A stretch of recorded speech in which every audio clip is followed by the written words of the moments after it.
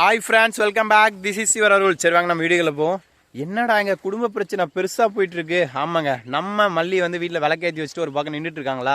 அதுக்கப்புறம் நம்ம விஜய் வராருங்க. விஜய் வெண்பா கூப்பிட்டு வந்துட்டு எல்லாம் வராங்க, எல்லார்ட்டையும் பேசணும் அப்படின்னு சொல்லி கானில் பேசுகிறாங்க. ஏன்னு பார்த்தா நம்ம ரஞ்சிதா வந்து சூசைட் பண்ணிக்க போய் கதவை உடச்சிட்டு போய் விஜய் காப்பாற்றி இந்த மாதிரிலாம் ஒரு பர்ஃபார்மன்ஸ் எல்லாம் நடந்து முடிச்சுங்க. அதுக்கப்புறம் ஒரு விஷயம் பேசணும், எல்லாரையும் ஹாலுக்கு கூப்பிட்டு வந்து பேசிகிட்டு இருக்காங்க. என்னடா பேசுகிறான்னு பார்த்தீங்கன்னா, நம்ம விஜய் வந்து மல்லியை பார்த்து சொல்கிறாரு, இங்கே நிற்கிறா பார்த்தீங்களா, பார்க்கறதுக்கு க்யூட்டாக அழகாக சப்பியாக அப்பாவி மாதிரியே இவள் பார்க்க மூஞ்சியை வச்சுக்கிட்டு என்னோட மானம் மரியாதை கௌரவம் எல்லாத்தையும் காற்றுல புஸ்கு புஸ்குன்னு பறக்க விட்டா நூல் மாதிரி. இவளால் என் மானம் மரியாதை எல்லாம் போச்சு. என்ன பண்ணுறதுன்னே தெரியல. இப்போ நான் எப்படி வெளியே தலை காட்டி போவேன்னு தெரியல. என்ன தலைகுனியை வச்சுட்டா. அதுக்கப்புறம் என்ன பண்ணுறது ஏது பண்ணுறது ஒன்றுமே புரியல அப்படின்னு சொல்லிட்டு அப்படியே டென்ஷனில் இருக்காருங்க. உடனே இதுக்கப்புறம் என்ன நடக்கும் பார்த்தீங்கன்னா, நம்மளோட ரஞ்சிதா வந்துன்னு ஆமாம் இவன் என் வாழ்க்கையே சீரழிச்சிட்டா, அவங்களோட கல்யாணம் பண்ணி நிம்மதியாக இருக்க வேண்டிய என்ன இவன் வந்து ஏமாற்றி தாலியை வாங்கிட்டா அப்படி இப்படின்னு கத்த குண்டு பாட்டியோ அப்படிலாம் இல்லைன்னு சொல்ல. அதுக்கப்புறம் விஜய் வந்துட்டு மல்லி இனிமே நீ என் வாழ்க்கையிலே கிடையாது, நீ வந்ததே எனக்கு துரதிருஷ்டம், என் நிம்மதியை கெடுக்க வந்தவனி அப்படின்னு சொல்லி கானில் கத்திட்டு இருக்காங்க.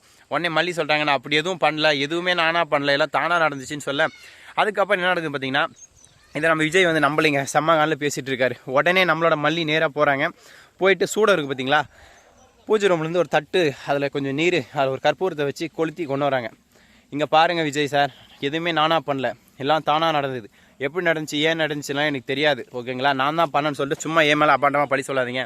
நான் கும்புற அந்த முருகன் மேலே சத்தியமாக இங்கே பாருங்கள் டபான்னு அடித்து அதிலலாம் பிறந்து புஸ்குன்னு புகையாக எழுதுங்க. என்னடான்னு பார்த்தா நீர் அடித்து தெரிய விட்டாங்க. அதுக்கப்புறம் என்ன நடக்குதுன்னு பார்த்தீங்கன்னா, சூடத்தை அடித்து நான்லாம் எதுவும் பண்ணல, எல்லாம் அதுவாக தான் நடந்துச்சு, இது சத்தியம் தட்டை. எல்லோரும் வாயை பொழுந்து போன்னு பார்க்குறாங்க. இதை பார்த்த உடனே எனக்கு ஒரே ஷாக்குங்க. இதுக்கு தான் சூடம் எதுக்குடா வெறும் தட்டில் கொளுத்திருக்கலாமே, எதுக்கு நீர் போட்டு கொளுத்துனாங்கன்னு இப்போ தாங்க புரிஞ்சு. தட்டினா அப்படியே புகையாக கிளம்பணும். அதுக்காக இப்படி ஒரு பக்கம் போயிட்டுருக்கேன்.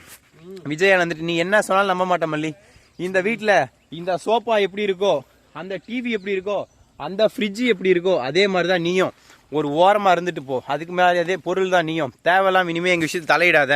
ஒரு டிவி சோஃபா ஃப்ரிட்ஜ் மாதிரி இருந்துட்டு போன்னு சொல்ல மல்லி அப்படியே மூஞ்சி தொங்க போட்டு ட்ரை ஃபேஸ் ஆகிடுச்சிங்க. இதை பார்த்தோன்னே எனக்கு அப்படியே பத்திக்கின்னு வந்துச்சு. என்ன பண்ணுறது ஏது பண்ணுறதுனே புரியல. அப்படியே டென்ஷன். நேராக விஜய் போயிட்டு கழுத்தை பசக்குன்னு பிடிச்சிடலாம் தான் நினச்சேன்.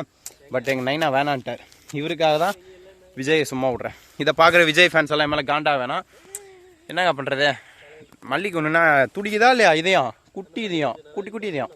இப்படி ஒரு பக்கம் போயிட்டுருக்கேன். இன்னொரு பக்கம் என்ன நடக்குன்னு பார்த்தீங்கன்னா, நம்ம ராஜேஸ்வரியால் நீ எப்படி வாழ்ந்துடுற பார்க்குறேன்டி அப்படின்னு சவால் விட்டுட்டு குண்டுப்பட்டிலாம் கிளம்பி கீரை போகிறாங்க. இதுக்கப்புறம் அடுத்து ஒரு முக்கியமான சீன் இருக்குங்க. அந்த சீனுக்கு நம்ம குண்டுப்பட்டி பூக்கூடியை தூக்கிட்டு போகிறாங்க. என்ன மாதிரின்னு நான் சொல்கிறேன். இங்கே வரா பார்த்தீங்களா, உருப்படாதவன் இவன் கூட சேர்ந்தா நானும் இப்படி உருப்படாத போயிட்டு எங்கள் அப்பா அடிக்கடி சொல்கிறாரு. அது உண்மையாக போயின்னு தெரியல. உங்களுக்கு தெரிஞ்சால் comment, subscribe, like and share பண்ணுங்க. Thank you so much. Tata see you. Bye bye. என்ன விட்டு வேலைக்கு போறேன், டெய்லி வேலைக்கு போறேன். பெயிண்ட் அடிக்கிற வேலைக்கு போறேங்க நண்பர்களே. பெயிண்ட் அடிக்க போறேன் வீட்டுக்கு. அதுக்குடா கூட்டமா ஓடுறேன் நான் துரோகி. அந்த வேலைக்கு போய் தான் அந்த வீடு இருக்கு பாத்தீங்களா, அது பூச்சி வேலை பண்ணி பெயிண்ட் அடிக்க போறேன் அந்த காசை வச்சு. Tata see you. Bye bye.